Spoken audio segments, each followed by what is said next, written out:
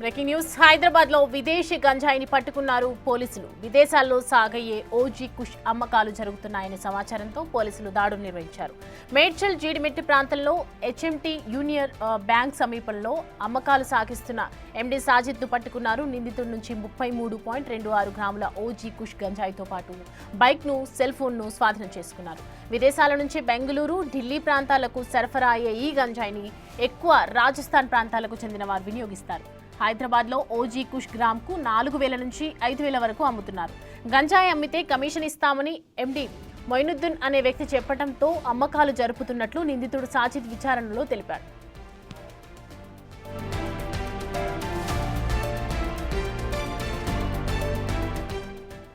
ఈ అంశానికి సంబంధించి పూర్తి డీటెయిల్స్ మా ప్రతినిధి సురేష్ అందిస్తారు. సురేష్, ఎండీ మొయినుద్దీన్ అనే వ్యక్తి పేరు బయటకు వచ్చింది విచారణలో. అసలు ఎవరు, ఇన్ఫర్మేషన్ ఏంటి, డీటెయిల్స్?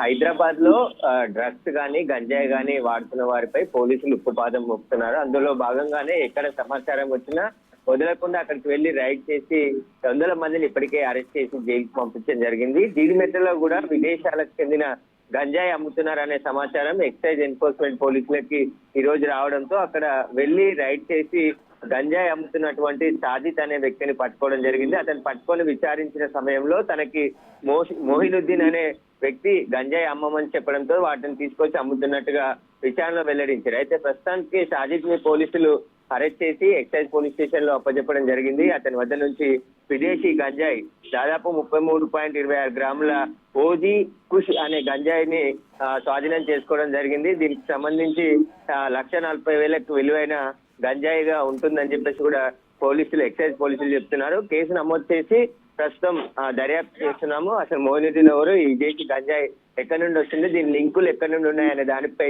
దర్యాప్తు జరుపుతున్నామని చెప్పేసి కూడా ఎక్సైజ్ పోలీసులు చెప్తున్నారు. Thanks for the update Suresh.